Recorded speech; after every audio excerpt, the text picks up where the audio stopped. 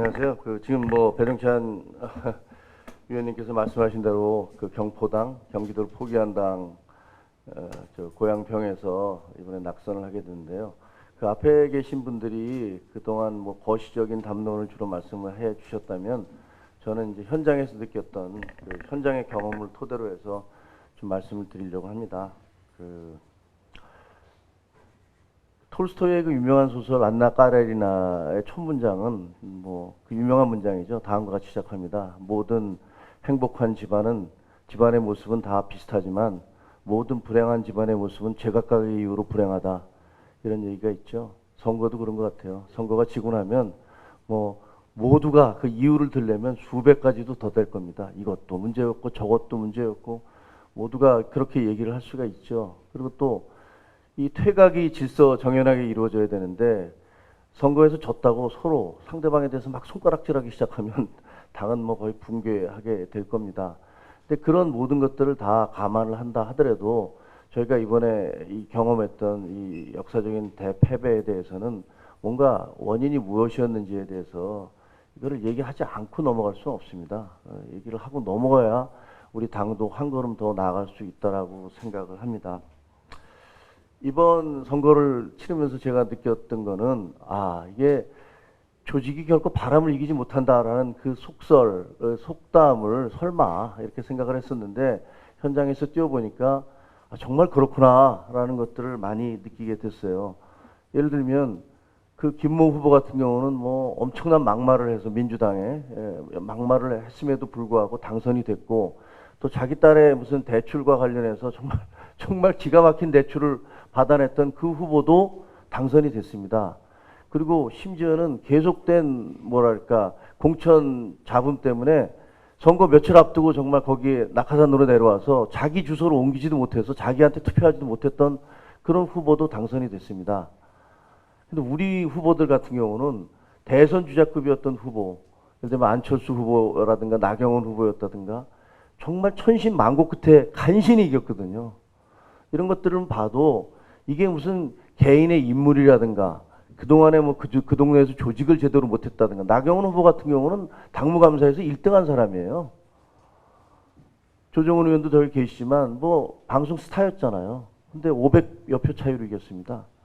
그런 걸 보면 이번 선거가 이게 무슨 개인이나 무슨 인물, 조직 그런 게 아니라 결국은 바람, 심판론 이런 것들이 휩쓴 선거였다라는 것들을 뭐 쉽게 알 수 있을 거라고 생각을 합니다.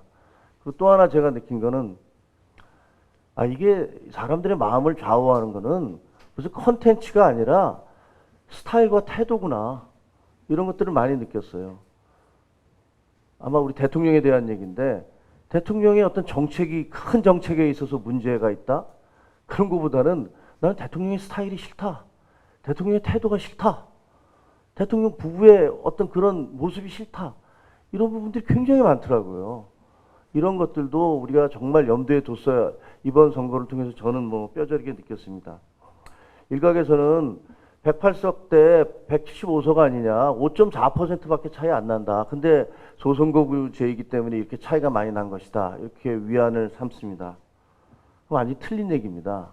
왜냐하면 서울에서 저희는 52.23%를 민주당이 얻었고, 저희는 46.29%를 얻어서 약 6%포인트 차이가 났고요. 인천은 53.53 대 44.88로 약 9%포인트 차이가 났습니다. 그리고 경포당 얘기하지만 경기도는요, 54.66 대 42.82로 12%포인트 차이가 났습니다. 이게 영남 지역의 인구가 많기 때문에 전체 표수를 보면 5.4%포인트 정도를 우리가 증거로 보지만, 실제로 수도권에서는 전멸한 거예요. 아까 이 추세대로 하자면 여기서 뭐 2년 뒤에 있을 지방선거나 그 다음에 대통령 선거나 또 그 다음에 있을 총선에서 저희가 비전이 있겠습니까? 무슨 5.4%포인트 차이인데 소선거구 때문에 우리가 뭐 이렇게 된 거다. 그건 완전히 잘못된 분석이라고 저는 생각을 합니다. 그나마 약간의 위안이 되는 거는, 현장에서 중도층이든 보수층이든 만나보면, 혹은 심지어는 민주당 지지자들조차도 이재명 대표가 좋다라는 분들은 별로 없는 것 같더라고요. 아주 극소수를 제외하고는 이재명 대표가 좋다? 혹은 조국 대표가 문제가 없다? 그렇게 생각하는 사람들 별로 없어요. 근데 그 사람들보다 당신들이 더 싫다. 그러더라고요. 대통령이 더 싫다. 국민의힘이 더 싫다. 이런 얘기를 하더라고요. 상식적으로 이게 합리적이고 이성적인 분석인가? 아니라고 생각합니다. 하지만 실제로 사람들은 그렇게 반응을 했고 그렇게 투표를 했습니다. 이런 부분들에 대해서 저희가 뼈저리게 고민하지 않으면 뭐 앞으로도 이 선거에서 상당히 어려운 것이 될 것이다. 하지만 아까 이제 바람이라는 말씀을 드렸지만 만약에 이번 선거에서 바람 때문에 뭐 민주당이 우리보다 공천을 좋은 사람들을 해서 혹은 전략을 제대로 세워서 고양시 같은 경우는요 모든 구호가 정권 심판하자였어요. 아무런 공약 없었어요. 그래서 다 됐거든요. 공약을 뭐 지역별로 저는 지역마다 그 지역에서 필요한 공약 다 걸었거든요. 아무 의미가 없더라고요. 그래서 그런 부분들에 대해서 저희가 정말 좀 고민을 해봐야 될 것 같아요. 제가 지금부터 말씀드릴 거는 이제 현장에서 제가 느낀 분위기입니다. 느낀 선거를 치르면서 명함을 돌리면서 상가들을 돌면서 그 느낀 현장의 분위기인데 좀 불편할 수 있어요. 그리고 여기에 대해서는 저도 책임이 있습니다. 어쨌든 저도 큰 책임이 있죠. 어쨌든 저도 조직부총장으로서 당의 지도부 내에 속해 있었기 때문에 이건 제 스스로에 대한 반성이기도 한데요. 첫 번째가 추락하는 경제와 나몰라라 정치이더라고요. 현장에 가게들을 들어가 보면요. 그 행복한 소상공인들이 한 명도 못 봤어요. 다들 장사가 너무 안 된다. 그리고 IMF 때보다 더하다. 그 코로나 때보다 훨씬 더하다. 이런 얘기들을 계속 하시고 상가를 돌다 보면 문 닫은 상가가 정말 10%, 20% 공실인 데가 태반이더라고요. 그리고 어떤 저 미용실 사장님은 나 몇 달 동안 올해 들어와서 800만 원 적자 봐서 이제 문 닫아야 될 것 같다. 그러면서 그 눈시울 붉히시던데 저희가 경제는 이렇게 어렵고 사람들은 다 아우성치고 힘들어 죽겠다 그러는데 거기에 대해서 우리 예를 들면 경제수석이나 혹은 정부의 경제 관료들이 나가서 이러이러한 이거 다 압니다. 이거 우리 정부 때문에 잘못된 거 아니에요. 1000억이나 되는 빚, 나라 빚을 만들어내고 그다음에 국제 경제가 이렇게 나빠지고 있기 때문에 그렇게 된 거예요. 근데 우리는 맨날 무슨 뭐 수출이 더 잘 되고 있습니다. 이런 얘기만 맨날 해대요. 그리고 누구라도 나와서 아 정말 이러이러한 여러분들의 고민에 대해서 저희 정말 공감합니다.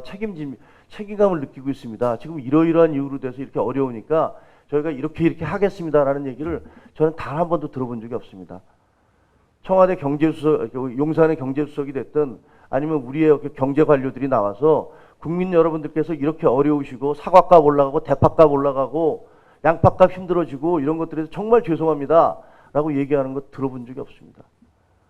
그러니까 경제는 이렇게 추락하고 있는데 저 사람들은 딴 얘기만 하고 앉았구나. 라는 그런 느낌들, 그 상인들이 경제가 이렇게 어려운데 여당이 되실 수 있겠어요? 전 여당 지지하지만. 이런 얘기를 들을 때 가슴이 무너지더라고요. 뭐 물가는 계속 올라갑니다. 근데 스태그플레이션이에요. 장사는 안 돼요.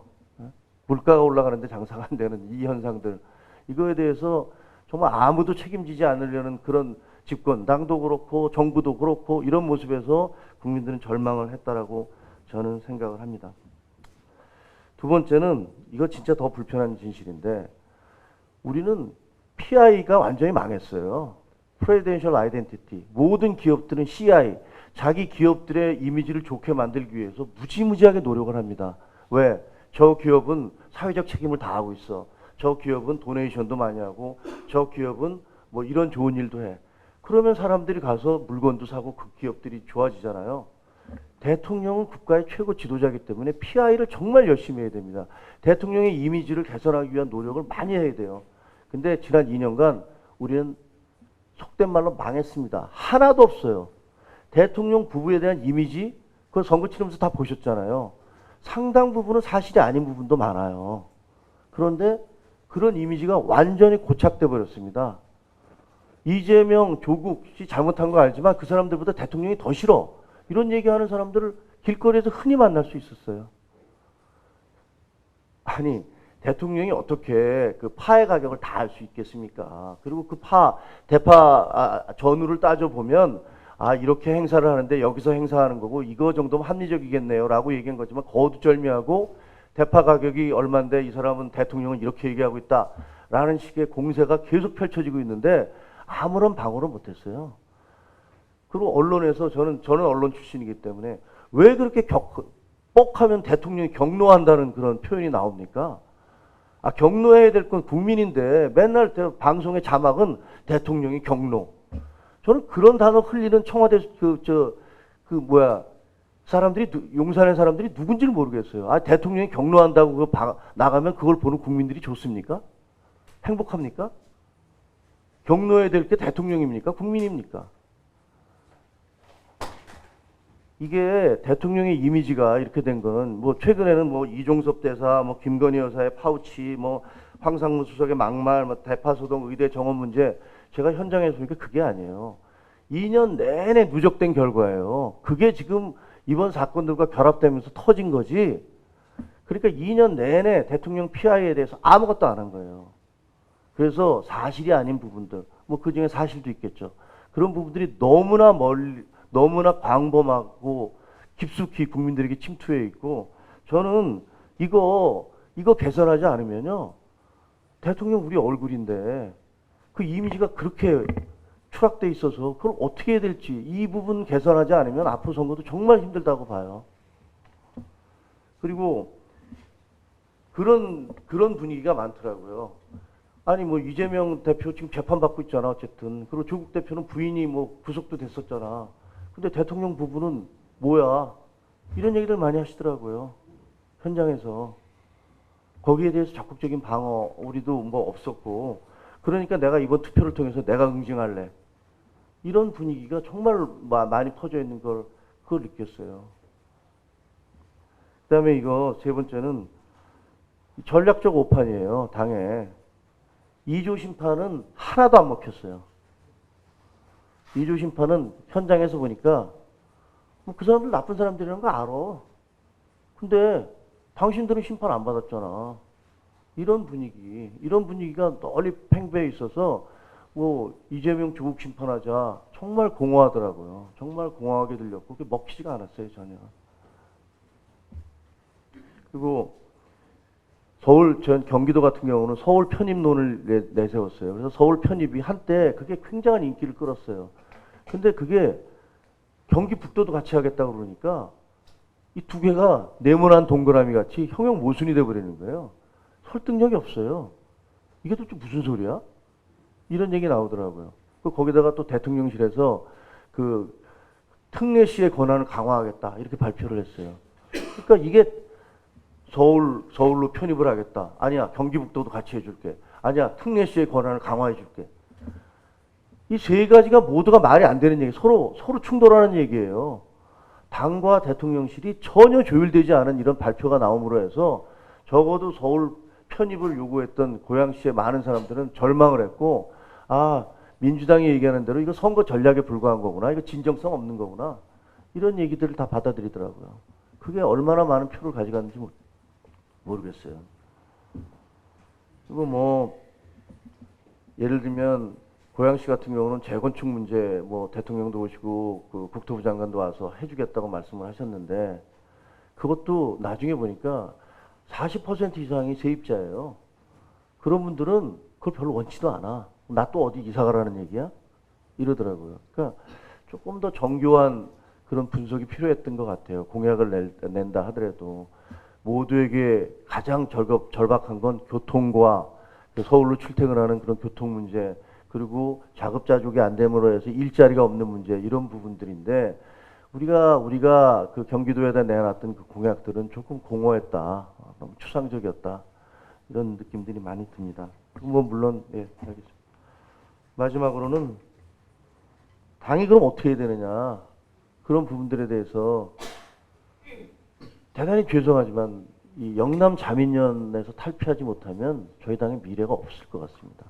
그리고 그거는 영남에 계시는 우리 당선자들께서 일부러라도 자기 희생을 좀 해주셔야 돼요. 당의 얼굴도 그렇고 모든 것들에서 좀 지금과 달라진다는 모습을 보여주시지 않으면 저희들은 아마 국민들의 사랑을 다시 받기 어렵다. 하지만 아까 말씀드린 대로 우리의 경쟁자도 한계와 문제가 많은 분들이니까 우리가 여기서 정말 대우각성하는 모습을 보이고 뭔가 좀 달라진다는 모습, 정말로 반성하고 있구나, 변하고 있구나 하는 모습을 보여준다면 그러면 저는 그때는 우리도 가능성이 있다 이렇게 기대하고 있습니다. 죄송합니다. 네, 감사합니다.